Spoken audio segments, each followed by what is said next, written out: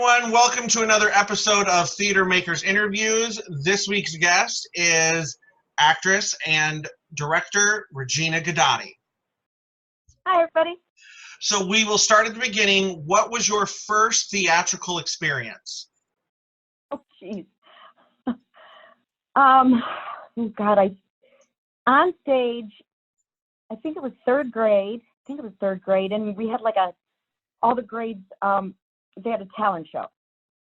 And my class did a groovy 60s dance. It was ridiculous. And these little kids walking around in these really long, vested, fringy things with the, white go-go boots. Yeah. Please. We had no spanky panties on underneath there. But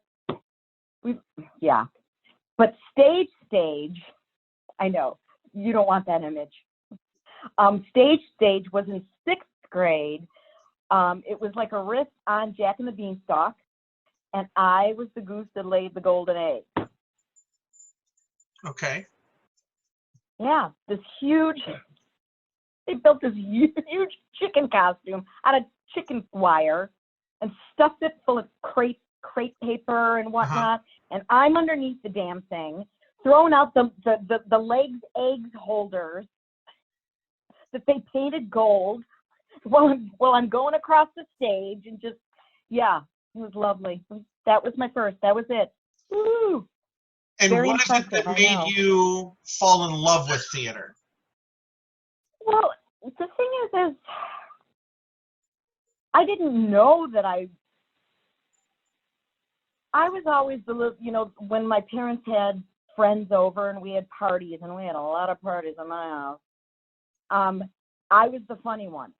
Like, Gina, fare, blah, blah, blah, in Italian, imitate this, imitate that, and, that's what I would do. And I would be the mischievous one. We'd all, us kids lined up, and I'm the one, I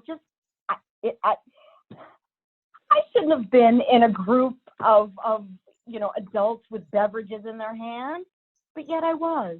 Yeah. So some questions for you as a director. What was your very first directing job?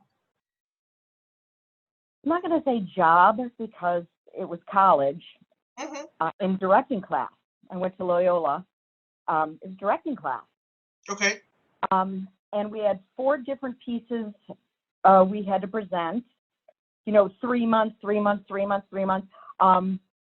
Drama, Shakespeare, comedy, and an absurd play. And basically they were one act cut down to about an hour.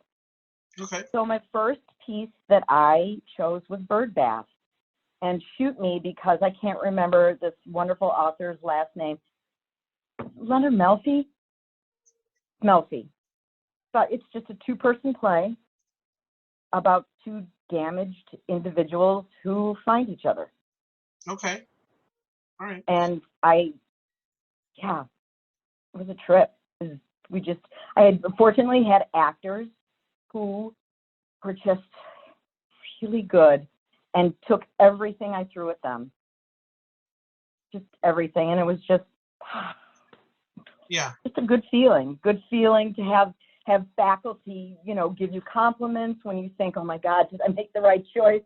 Should I cast my ex-boyfriend in this role? I don't know.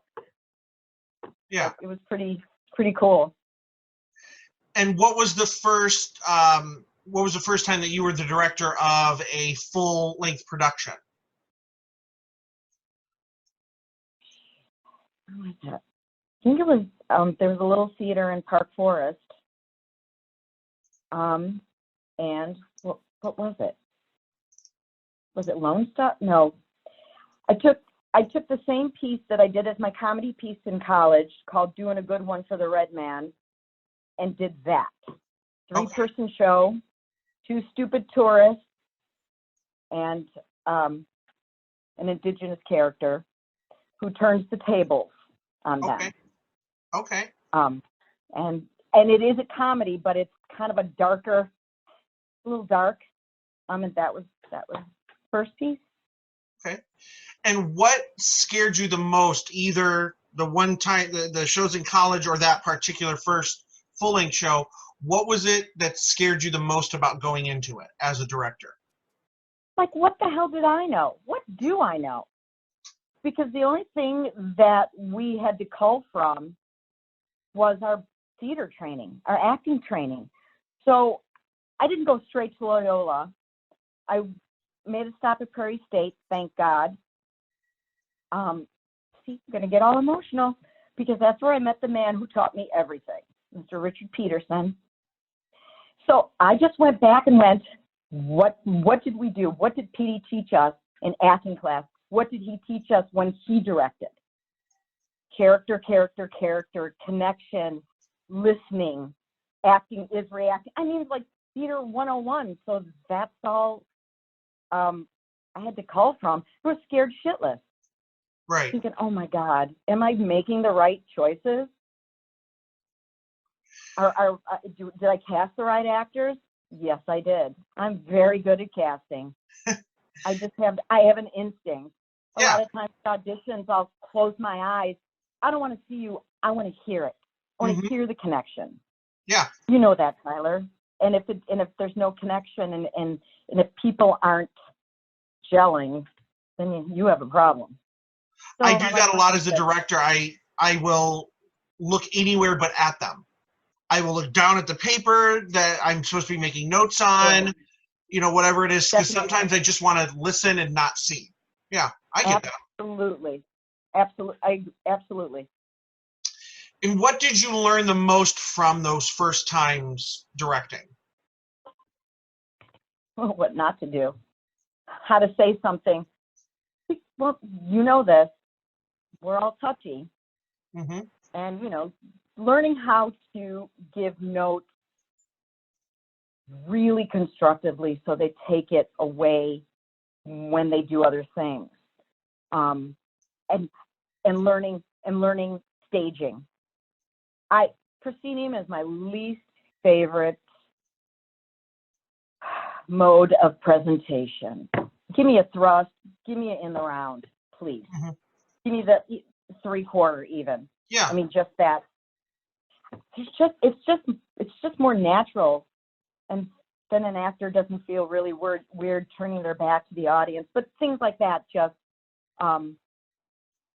staging, and then also learning from another actor, because now I'm on this side of the table, they're on that side, and then they've got their processes.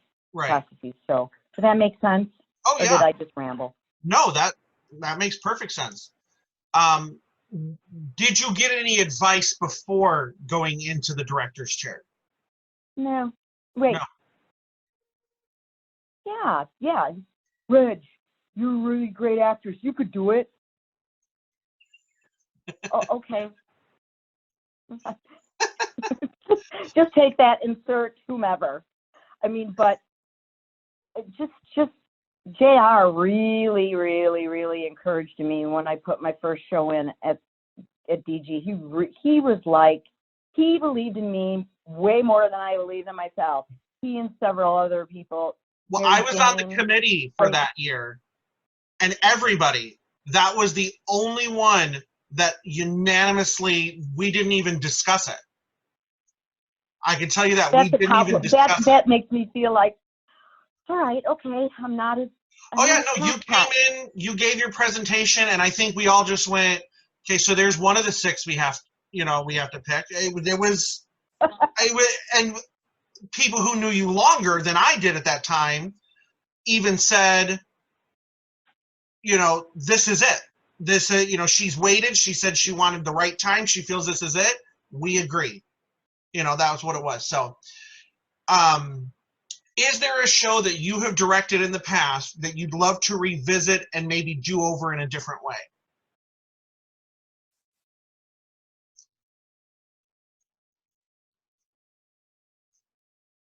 Jeez.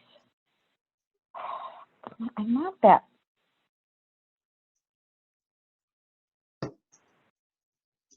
No, the only thing I could think of is she loves me, and that's only because it's not even that. I don't think so. Okay. Because honestly, well, no, because my mind doesn't work like a JR or an MJ or a you, where I can just, it's just weird. It's just because then it seems obsessive to me, which we all know that I am obsessive about things, but it's just obsessive, and then my mind isn't open to other things. Right. If I'm constantly like replaying this same show over and over and over. I did it. I was proud. Yeah. Of it, and now I want to put my mind towards thinking about other shows. Yeah. Right. So, I mean, does that make sense? Yeah. So, what is the hardest decision that you have had to make as a director for the good of all involved in the production?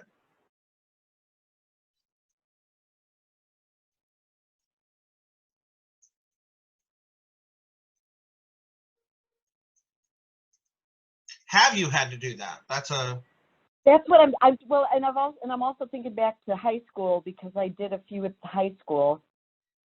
Not really there. Not really. okay. I was bad with scheduling, doing the rehearsal schedule during She Loves Me. So my AD sat me down and said, Reg, that's it. That and making sure that the musical director and I are on the same page as to availability. Right. Makes a difference. So, I mean, but honestly, I haven't had issues of actors I've been really fortunate, really fortunate. Right. So if it's anything, it's within myself and staff. Okay. Nothing on stage with actors, fortunately. So when you are sitting in the director's chair, what are you looking and or listening for when you are watching people audition? A connection to each other, connection to the character. Have an idea. You go in knowing, okay, this is what this character is about. This character. It's not set in stone. Mm-hmm. But when you get that combination, it just works. I like what I hear. I hear emotion. I hear a connection, and that's translating in the scene. Say the question again. What are you looking for when you're watching people audition? I think connection's a good one. And also obviously how they take a no. Right.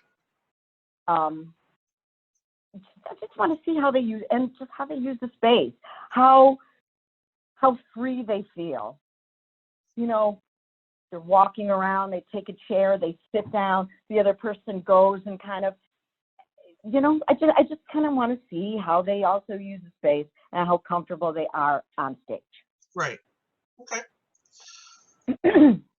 How do you create a healthy and safe environment for your performers?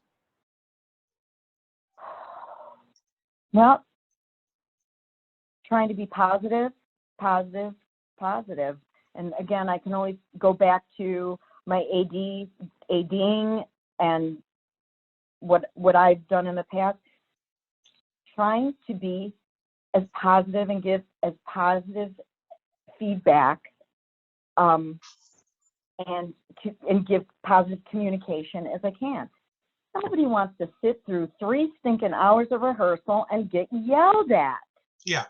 No, thank you. That's not what I'm there for. That's not what they're there for. I don't want to waste anyone's time. So we can be kind of a unit and work together and have fun and learn some stuff, them from me from them. Your time is going to be well spent. You're not going you don't make a habit of going, oh dear God, you know, forget that. I will never, ever, ever. That's not what you want. That's not what your ultimate goal is. Your ultimate goal is to have fun, learn some things, teach some things, and have a beautiful product at the end of it that people can be proud of. Right. So that's going forward. That's in my mind. In the past, that's why I was not able to really think of anything, any strife, because there really wasn't. Right. I prefer kind of smaller ensemble shows.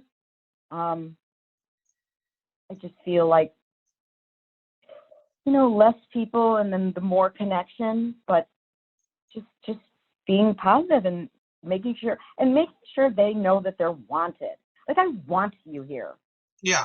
I cast you because I believe in you. Because sometimes. Absolutely. And, I get it. You have hang-ups, I have hang-ups. So we're going to just work on it all together. How do you maintain being sober-minded in a field full of differing opinions and perspectives?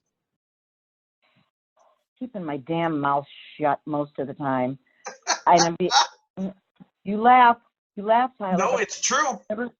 This and this doesn't align a lot when it comes out here. Mm-hmm. So, because if you know me at all, and that's like that sassy Dago, who is emotional and thinks and speaks from her heart, and then thinks about what she says. Right. So, but man, we got to listen to each other. You need to listen and to take what people have to say seriously. And respect. You can say, I respect your opinion, but we're going to agree to disagree, and that's okay. I'm not going to treat you differently. I'm not going to be like, oh, well, I'm just not. Man, because we're all in this together. We're all here. Yeah. And we're all going through the same shit. And there's just no cause for meanness and just being unkind and not listening, and just we should all have to do the best we can. Absolutely. So now some questions for you as an actress. Okay. What is your favorite role that you have played so far? Damn you, Tyler. This was a submitted question. Someone else wants to know this answer. Oh, cool. God, it's just, and again, here we go. Thank you, whoever submitted that.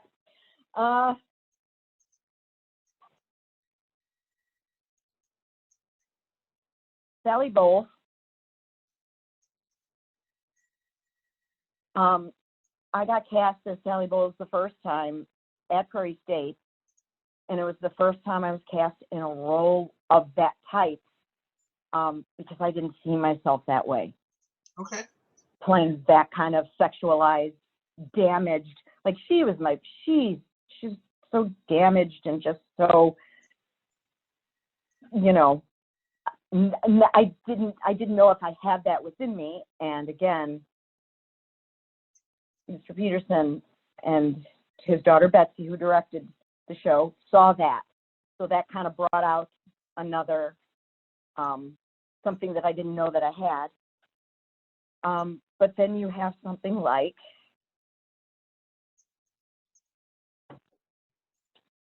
View from the Bridge. I am not a fan of Arthur Miller. I don't know if it's the Italian thing that's just,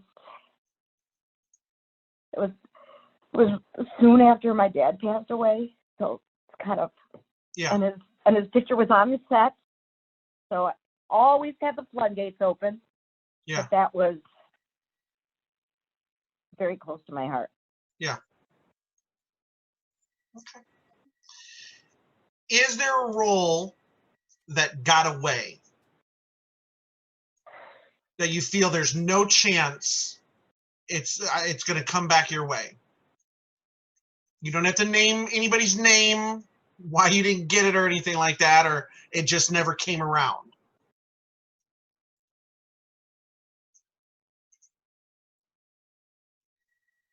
I'm not going to obsess about roles that I didn't get because it worked out the way it worked out.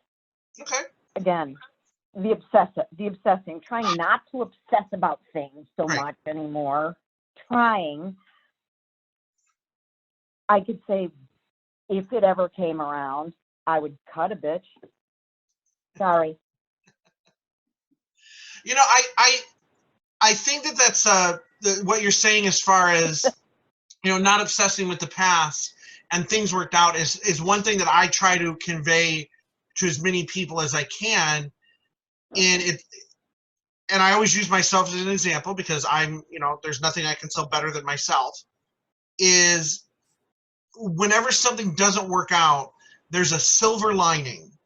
There's, you know, that saying of, you know, when one door closes, another door opens. And you always have to be on the lookout because sometimes it happens right away.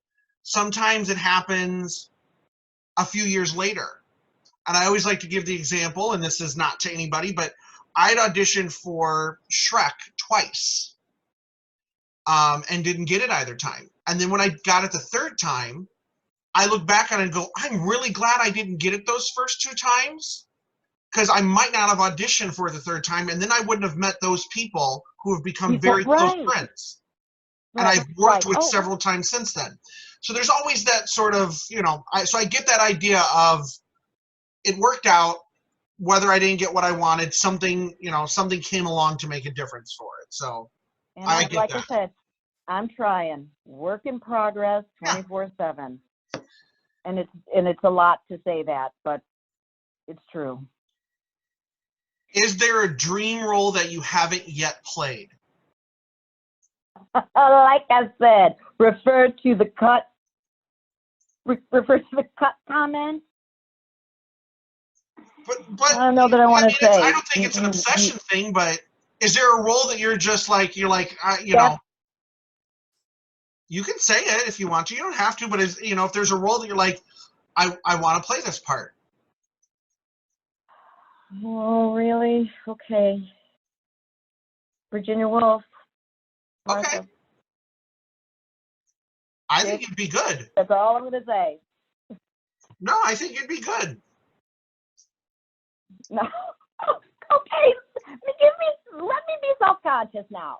Come on, Tyler. No, I know the play. I've seen you on stage. I think you'd be really, really good. See, but then there you go. I don't want to. You never want to rest on that because I feel like there's more. Oh, I mean, I think in the basic sense of it, you'd be good in that part.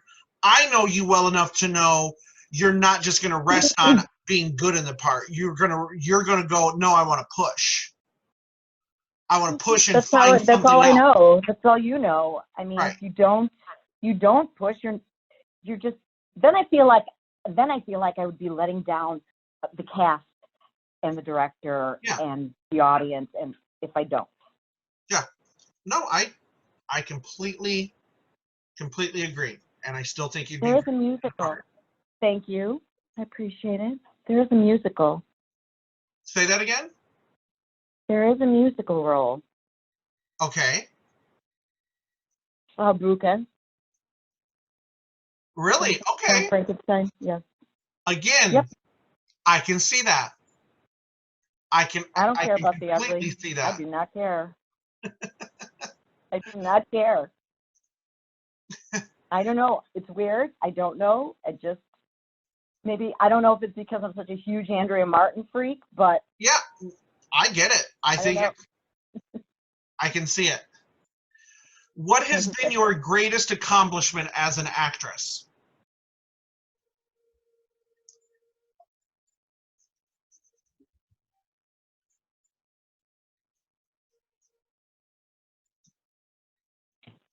Like, what do you mean? Has there been something, whether whether it's you got a part that you didn't see yourself as or other people didn't, and everybody went, oh my God, you totally proved people wrong on a part you played, or You know, I sometimes Understood. give an example to people of, you know, playing a part that was like two or three times my age, and having older people come through and say, "Oh, you reminded me of my father." And I took that as an incredible compliment. Absolutely, as you should. I got it. I got Okay. it. Grey Gardens, Big Edie. Yes. 2 hours of makeup, hair and makeup later. Mm-hmm. And again, didn't know if I had it in me, but someone else had other plans. Mr. Willard Rose, once Yes. again. Truly, I had no clue. No freaking clue. Oh, I remember seeing the show. I think I saw it with my mom. She came to see it. You know, she knew the story. She didn't know, you know, had never heard the musical or anything. And I remember her thinking the four of you were just fantastic.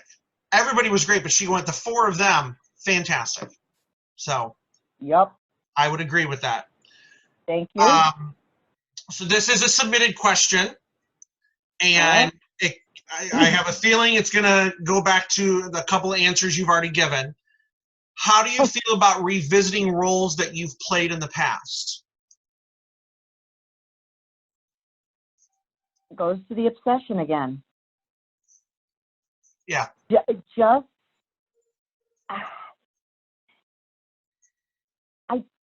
let's see. So, okay, so I've played Sally Bowes twice. I've played Essie in You Can't Take It With You twice. I've played April in Hot Out Baltimore twice. Okay. And I've played Helsa from musical comedy Murders 1940s twice.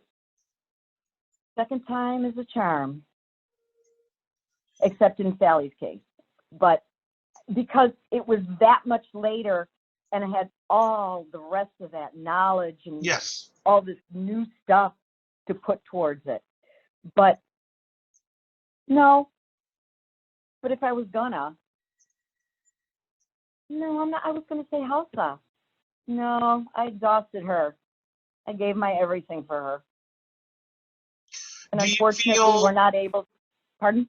do you feel, because you brought up a great point, which was, you know, a lot of life experience between, you know, times playing that part. Did you strive to the second time go, I'm going to do this differently than I did it before? Absolutely. That's just the director who cast me the second time a disservice, and the cast. Okay. Like, just because I played it before, way back when, you know, this director has his own vision, has his own thought, works in a different way. It would be disrespectful to just take what I did before and then just drop it in this director and cast lap. That's just not the way I work. Okay. Clean slate. Clean slate. Good. Absolutely. What role has taught you the most as a person?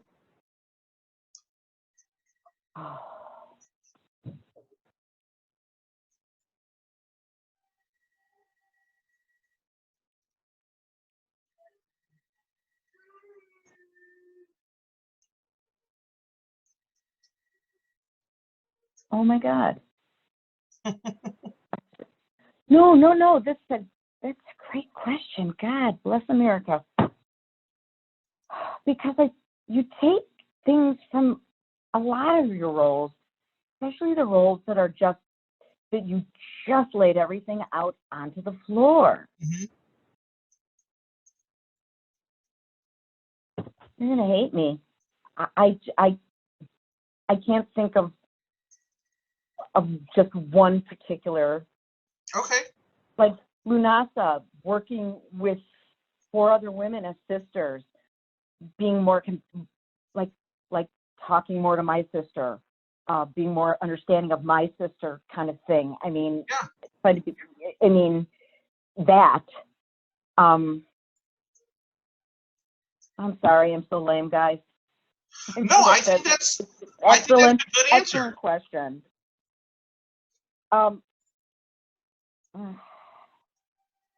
Maybe we'll come back to it. Okay, but I think that's a good Because answer. You know, I think that's true. Everybody you take a little bit. I think you take a little bit because ultimately you put a good chunk of yourself into every role. And so in order to get that chunk back, you have to take part of them with you. I think it's true. I mean, you have to find something just as a base point that you have in common, even if it's a despicable character. Mm-hmm. But God, that's a wonderful question. I take pieces most of the time, and it's just too numerous because it can only help. Okay. Here's another submitted question specifically for you. Do you have a method for your character work? You are such an amazing character actress. Any tips or things that help you? Thank you. Sorry. No, you're fine. I completely agree. Thank you. I just spoke on it. Finding something with the character, even if it's someone that's just despicable. Example, May, Cat on a Hot Tin Roof. Okay. Little Mama, Sister Woman. I don't find her despicable. Okay. I just had to look at her. This is a woman who she comes from money. She's raised in a certain way. She married into money. She's about to birth her 5th grandchild. And here comes this interloper in Maggie. She's a mama bear, and she fiercely protected what was hers. Mm-hmm. And that's the way I came at her, because I had to. When I read her, I went, oh my God, she's something else. But you have to find likable qualities in even that kind of character. Although sometimes, if I struggle, I have to look. I'll add something to the character as a base point. Glasses. Okay. Glasses. And I have to kind of think of the way she's going to look externally first, and then work inward instead of inward outward. Right. That makes sense. Oh yeah. But again, it just makes sense. Helsa, playing a woman.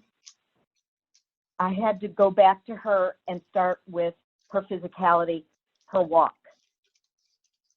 As a man playing a female and has to pass. Right. So she started with the walk, and I would struggle in rehearsal. And then that's just the stuff that I put on me, not anything else, but it needed to be right. I just felt like I couldn't wear her skin until I got it right. Once I got it, then everything just kind of fell more into place. Okay. What are some of your favorite attributes of a good director?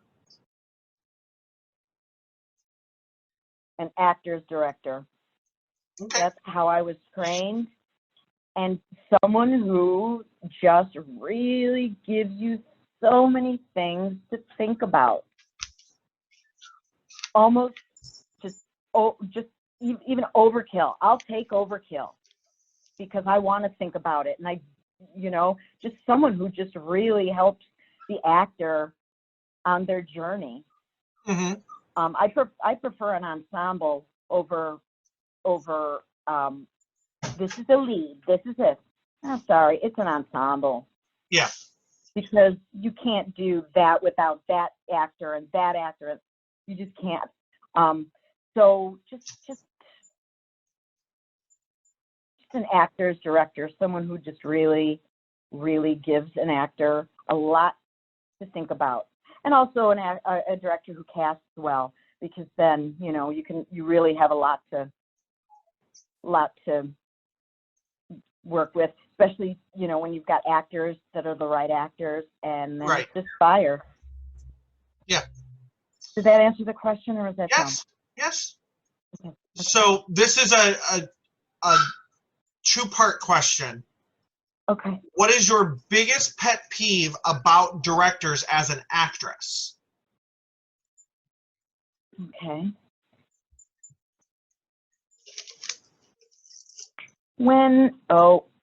I just did Alyssa Edwards. I did. Well, she's my favorite, by the way. When a director tries to micromanage you down to your pinky.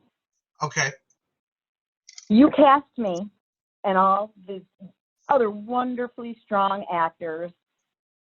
Trust your actor. When a director doesn't trust their actor. Okay. Because you know what? You cast us for a reason. And there is no way that me as an actor or you as an actor that we're going to let, just not present our best. Right. So trusting the actor a little bit more, please.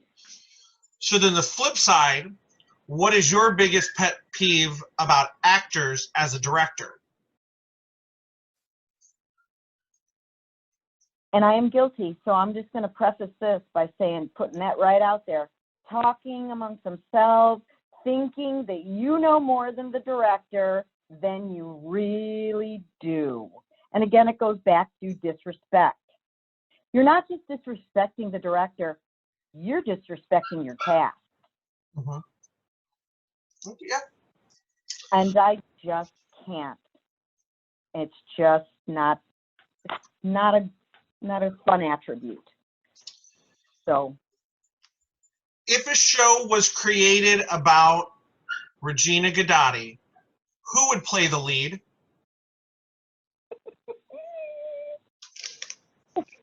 Why do I have a feeling I know who submitted this?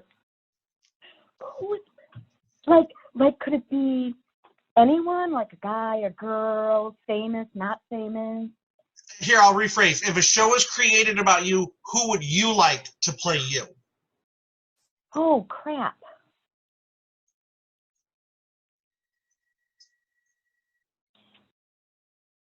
Play me. Who would play me? I'm so fabulous. Who the heck would...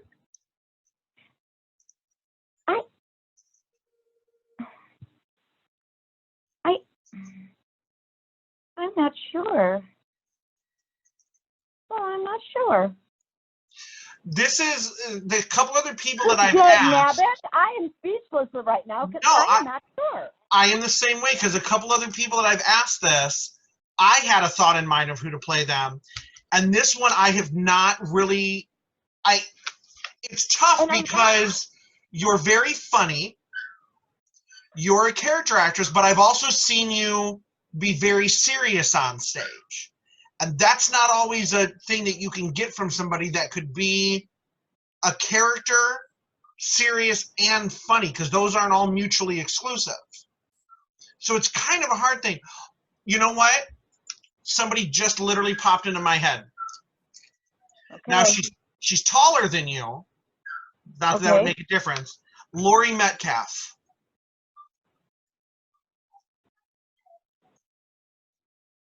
I'll take that. Because she's serious, she's a great character, and she's very funny. When I saw her in Balm and Gilead at Steppenwolf, and just the 6-page monologue. Wow, thank you, Tyler. I think that would be a great one. I will take that, thank you. I mean, it could have been worse. I could have said John Goodman. Well, right now. That'd be me. Um, Stop it! what is your approach to learning lines? Drilling over and over and over and over and over. Some lines just come more naturally. Some, and especially if they're written in a specific language. Mm-hmm. I mean, obviously Shakespeare just to be, but just like if it's a British farce, their verbiage is different than ours, and it has to be exact. Tennessee Williams, it has to be exact. Just drilling, and also thinking, well, all right, what is she feeling during this? What's her subtext? Yep, I do it. Where is she on stage at that moment? Because a lot of times your dialogue is tied into movement. Right. So I just kind of try and keep those things in mind and just try and drill the damn thing into my head. But please, I have looked at my fellow actor like a deer in headlights. Mm-hmm. Thank God that actor was just ready. That's all I have to say. Do you have any pre-performance rituals as an actress? Need to be alone. Need to be alone with my headphones on. Depending on the show, whatever music. If it's a comedy, musical comedy Murders, it was always just a high energy dance, whatever, because I had to warm up physically. Mm-hmm.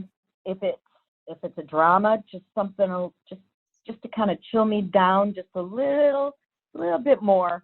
Tend to get a little more anxious during dramas. Yeah.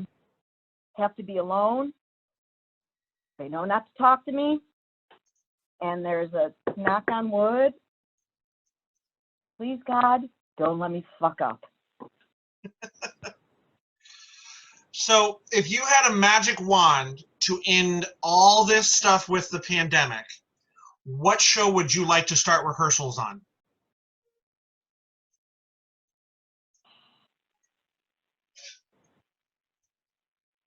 Could it be anything? Whatever you want. As an actress, as a director, whatever you want.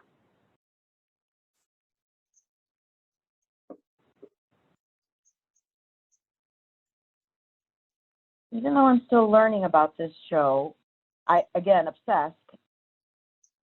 I would have to say, as a director, Sweet Smell of Success. Okay. If there was a show you could start on rehearsals as an actress right now, what show would you just, I want to do this show? Ooh. Or are there too many? There's honestly, there really isn't right now, because Okay. that's kind of not where my head's at. All right. I'm just trying to use this time to just learn and just work on mental health and just trying to. There really isn't right now. There really isn't. Not to say there won't be soon, or I could think of something tomorrow, but right now, my head's not really in that acting space right now. No. I'd rather design a hair and makeup for a show, because I derive a great amount of pride from doing that as well. So yeah, not acting right now. So, in your opinion, what makes a good play or musical? I don't understand the question. In your opinion, what makes play or musical? I'm sorry. Say that again. I'm sorry. What makes a good play or musical?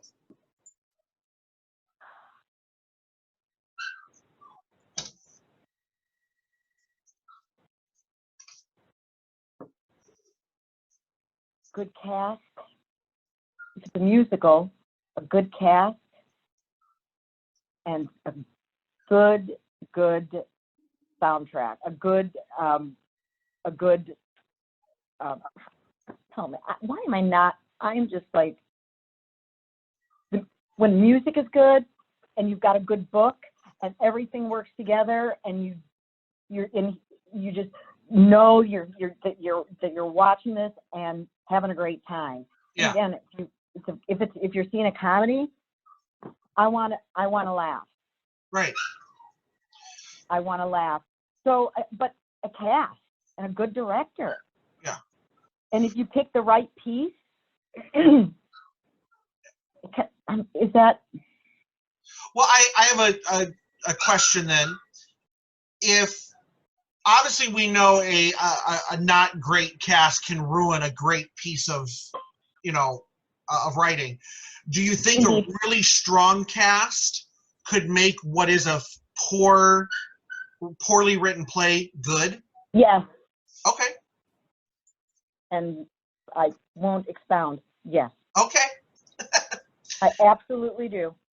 Is there a novel or a movie that you wish would be adapted into a stage musical, and why?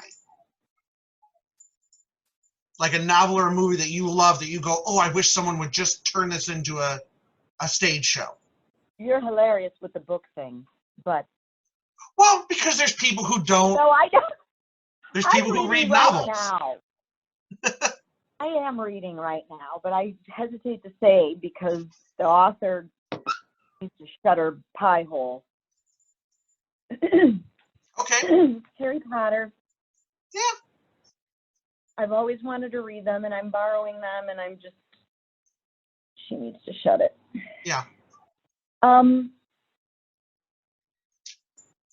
Let's see, and here comes my. I'm just gonna throw one out there just because I love this damn movie. It's not something typical. I don't know why. Kick-Ass. Kick-Ass. Okay. Interesting. I don't know if it's the rock soundtrack of it, the rock. Maybe also because I started watching all the Marvel movies from the beginning, and I'm going to blame someone for that. And I thought, oh, that's cool. So maybe because I'm in this head kind of Marvel superhero. Kick-Ass. Okay. I don't know. Maybe it could be maybe the songs could be written by different songwriters, kind of like SpongeBob. Yeah. The SpongeBob, you think, oh shit, that's not gonna work. Every song is just great. Yes. I don't know. Kick-Ass. I think that's a very interesting answer. I think that would be interesting. And no, it is not rated PG. Of course not. So, what sort of stories inspire you as an actress? Oh, this is such a base question. This is such a base answer. I love ensemble slice of life. Okay. I do, like Tracy Letts, Lanford Wilson. Just, you know what? I don't care. You know what? Give me 2 hours of that. Yeah. Whether it's a comedy or a drama, just a slice of life. You know what? I can forget my own stuff for a couple hours and watch someone else. No, I think that's a great answer. So, as an actress, you've played a lot of characters that would be labeled, the hero, so to speak, the good one in the show. You've also played some characters that could be labeled villains or antagonists. Which do you prefer, and which is more fun to play? It depends on the show. Okay. Again, I'm going to have to refer back to Cat. Man, I know it's demented. God, I loved playing that woman. Mm-hmm. When we went to England,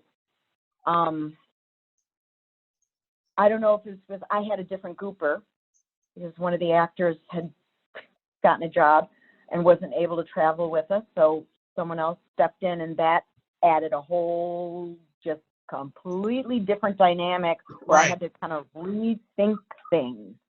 But man, it was just taking a big bite of a big old turkey leg and just getting in there and just really just not even, just don't even think, oh, I'm talking to Liz, I'm talking to Jeff, I'm talking to MJ. Right. She's talking to Gooper, and she's talking to Maggie, and but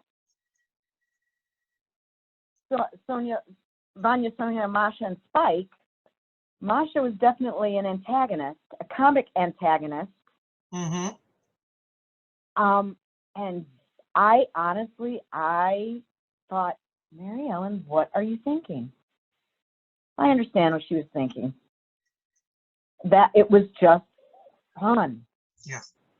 Just to be that. And she's not just such an antagonist where you go, God, I just hate her. But she's just going to poke you. Yeah. She's going to poke you with her comment or a look, or just, that's just a different kind of, and I will take that, and I equally relished that as well. Yeah. And because again, look who you play, look who you're casting. Right.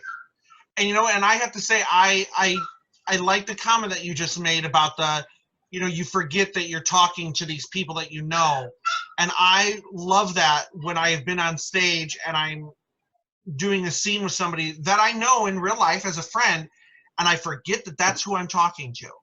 And I'm just going, no, I'm not talking to this person. I'm talking to this character as this character. And that, yeah, that's always, I think, is a good way to know that it's all natural. It is. And it's like you just know that you're just in it. You're in it.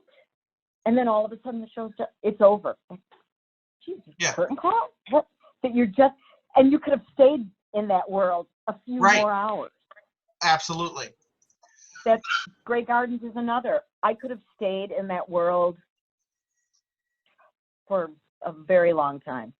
Well, I mean, you never had to clean up. Just as long as we had enough cat food. So, has there been any big on-stage flubs that you were somehow involved with over the years that maybe at the time weren't funny, but now you look back and you just can't help but laugh at it?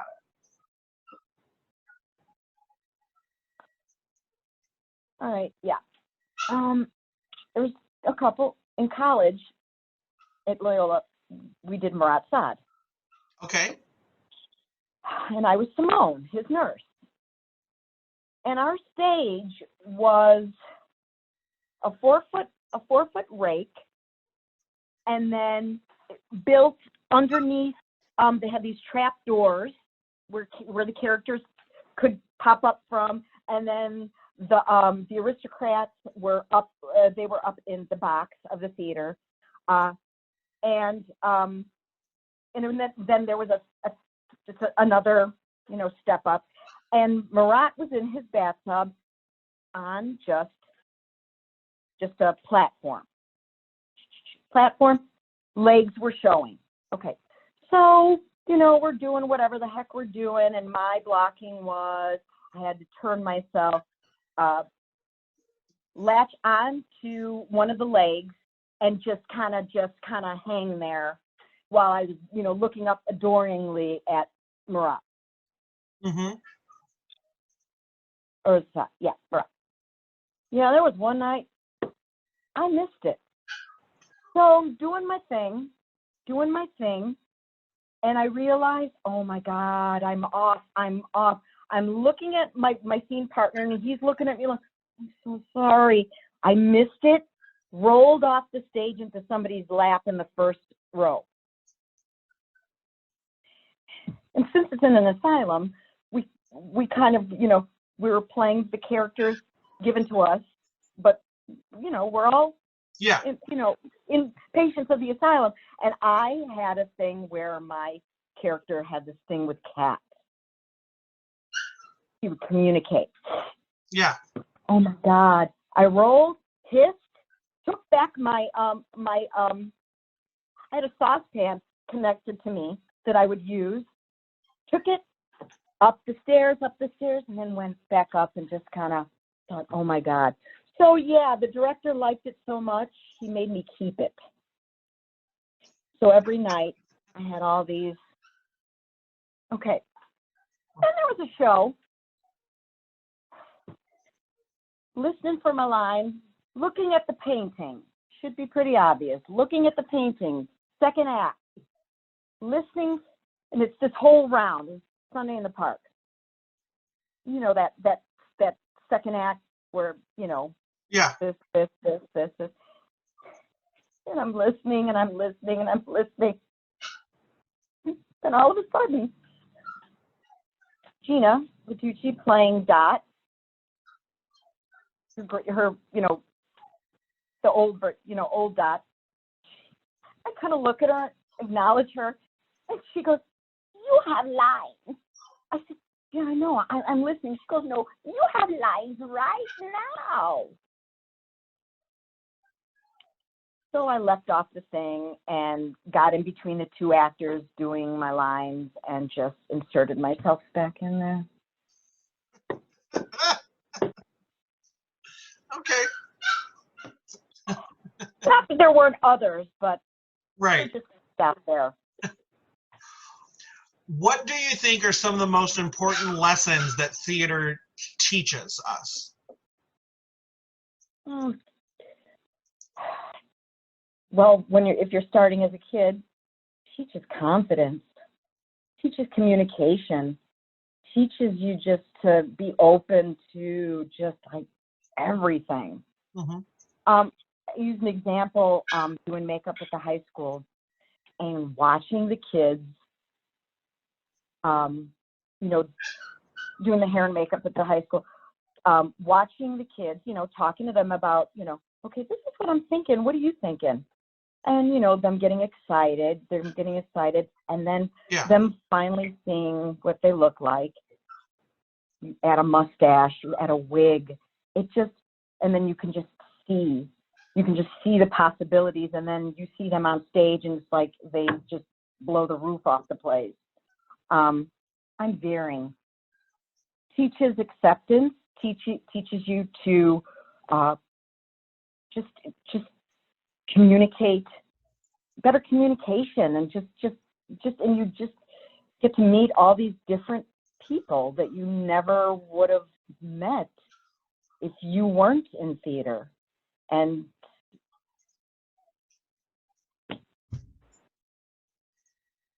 yeah. Okay. Is there? That's what I answer. I'm just. I told you. No, you're doing fine. Is there anything within the theater world that you wish you were better at? Lights. Okay.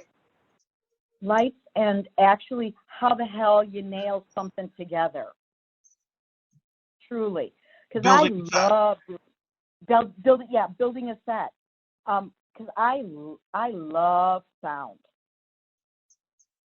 I would also love to, I think sound is another character, just like I think lights are another character. Right. And that includes, you know, whatever soundtrack. If it's Guys and Dolls and they open the door and I want to hear, you know, the bustling, you know, just that.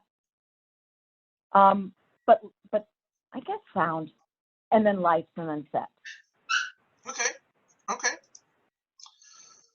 Do you desire to be known for what you do or who you are and why? Who I am. Okay. I mean, because that's it. This is all I got. Right. And I have this horrible thing where if people don't like me, I think, what's wrong with me? You know what? I guess we're not all going to get along, but we could at least try. But all I can be is a kind person, and that's what I try to be. Yeah. And if somebody says, "Hey, Reggie is such a great actress, but damn, she's funny. she's really nice, man. You know, that just kind of goes a long way.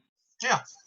For your self-esteem and your mental health, because in the end, that's all we have. Right. Besides each other. So we will end with the modified questionnaire created by Bernard Pivot. What is your favorite musical? Cabaret. What is your least favorite musical? Oklahoma. Okay. No offense. I just can't. It's not for everybody. What is your favorite play?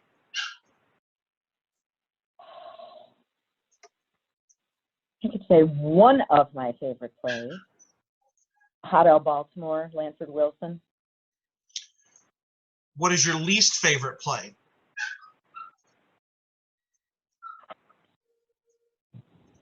Death of a Salesman. Okay. I'm sorry, no offense, but it's Death of a Salesman. All right. What is your favorite word?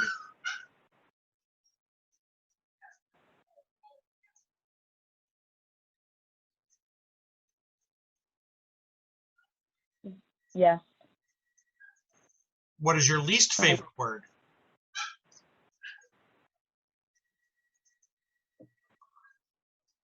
Idiot. Okay. What sound or noise do you love?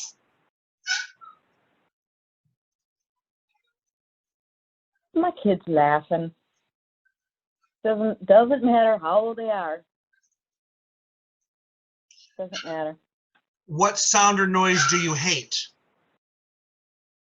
Oh, like somebody's muffler dragging onto the ground and you have to listen to it. Like, do you not hear that? Yeah. Okay. Sorry. So what profession, and this is we'll count your day job as well as anything within the theater world. What profession other than your own would you like to attempt? Pastry chef. What profession would you not like to do?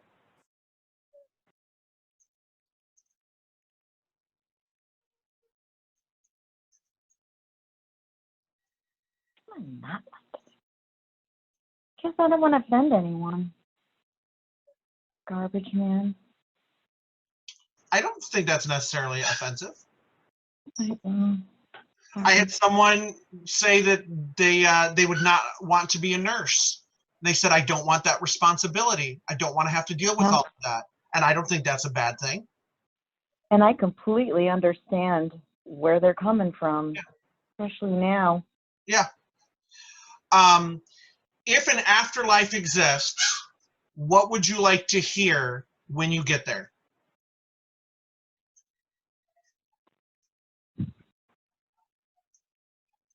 Well, okay, I have to say this in Italian because this would be my dad talking. Ah, Gina, finalmente.